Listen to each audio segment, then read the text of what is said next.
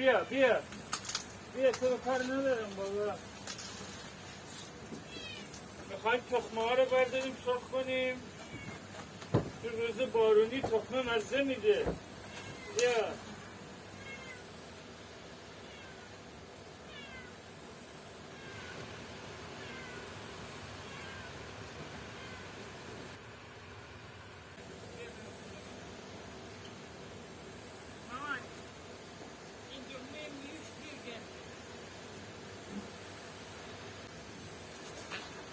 مامانی این پیشا دگمه میویش گیر کرده.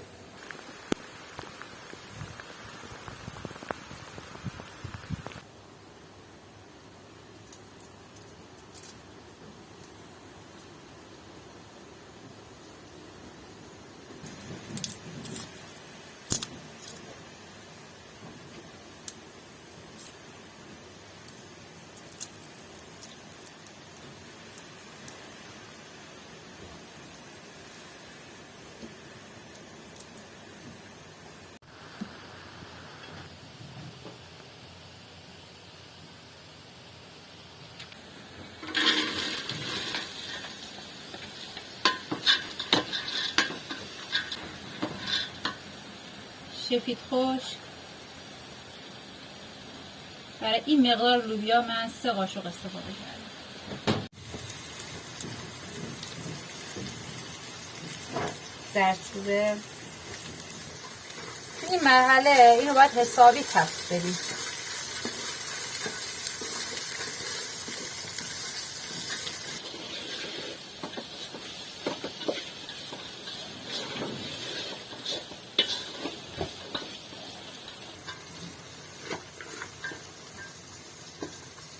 یه 5 دقیقه اینو تفتش میدیم.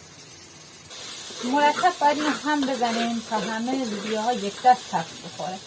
در این مرحله برای اینکه خوشمزه تر بشه من یه مقدار کره بهش اضافه میکنم.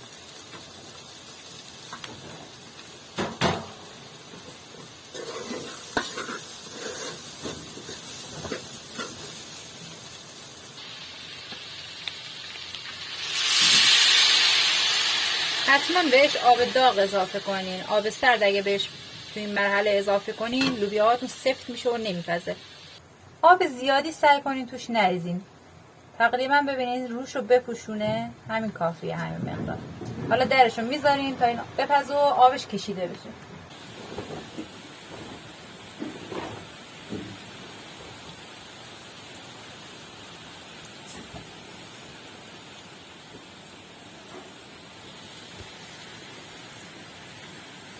یعنی علف فلفل رو زدی خوب باز شده دیگه اینجا. خلاصه یه چند روزی از کار توی یوتیوب و از کارهای شخصی دیگه افتادم. دستمون پر تیغ شد اما ارزش داشت. الان که بارون اومده فقط از طبیعت و از صدای بارون و از گلهای خوشحال لذت میبرم و فکر کنم بتونم یه چند ساعتی استراحت کنم.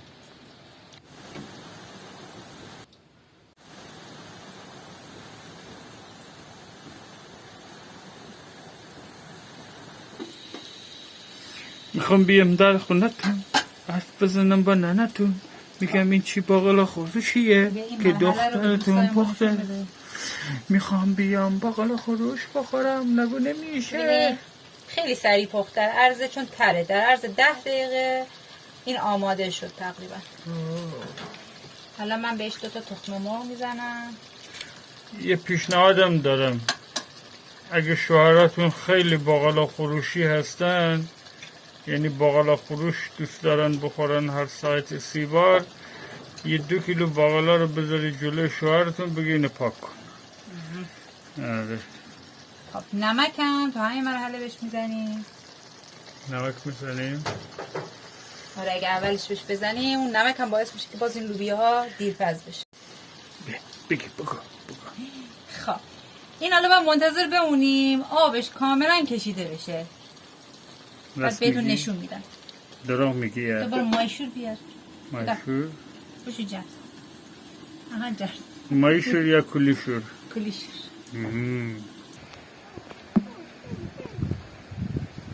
بخوای با این که تک بزنم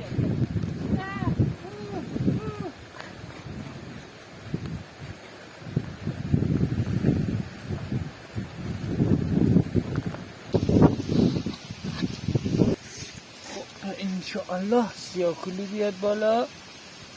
اوه ماهی سفید این توی اینا ماهی سفید درست کنیم یا کلی؟ مای سفید. کلی هم هستا، اوشین هم هستا. من میخواستم به مینا کلی بهار رو بدم. مینا منو گول زد ماهی سفید بهار رو برداره.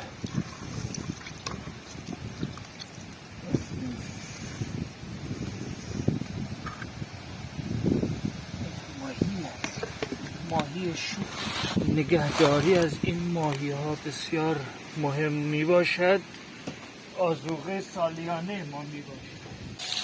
میخوام بیام خواستگاری نکنم نمیشه. قراره که من رشتی بخونم. خیم بیم که خواستگاری نما گفتن نباها. می عدل عاشق ببسته عاشق کرم بباها.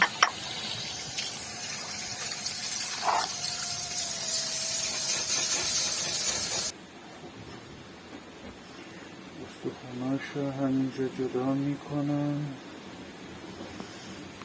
که موقع خوردن با خوشحالی فقط ماهی بخوریم. خوب عالی. خب دوستان میبینین که آبش کشیده شده و روش روغن انداخته. در این مرحله دیگه غذامون آماده است.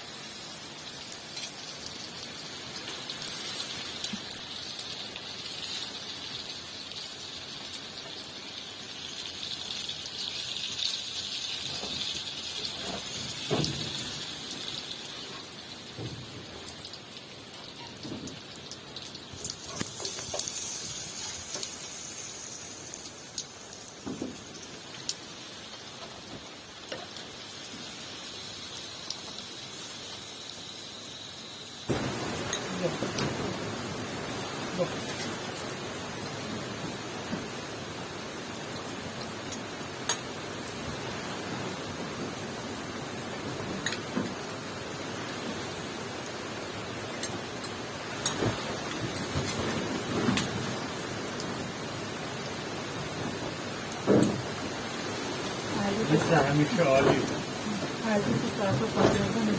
مخصوصا این خوردن داره چون همسایه‌مون برامون بغل آورده. کلن هر چیزی که همسایه‌های آدم برای آدم میارن با مزه تره. آره دلچسب.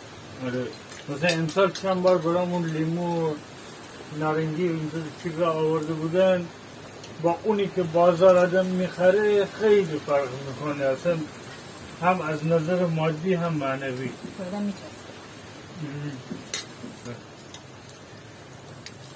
من که مثل همیشه ترشی با پلو وقتی But if I lay down and I play dead and I stay dead, maybe you'll get sick of being the monster out of my head, under my bed. Think you're something out of my nightmares, standing right there. But if I lay down and I play dead and I stay dead, then will you get bored of killing me? Silhouettes of you are like a taunt. Never really know just what you want. With you I don't ever feel calm. I can feel the sweat inside my palms. Play with me like cats and a string. You don't understand the pain it brings.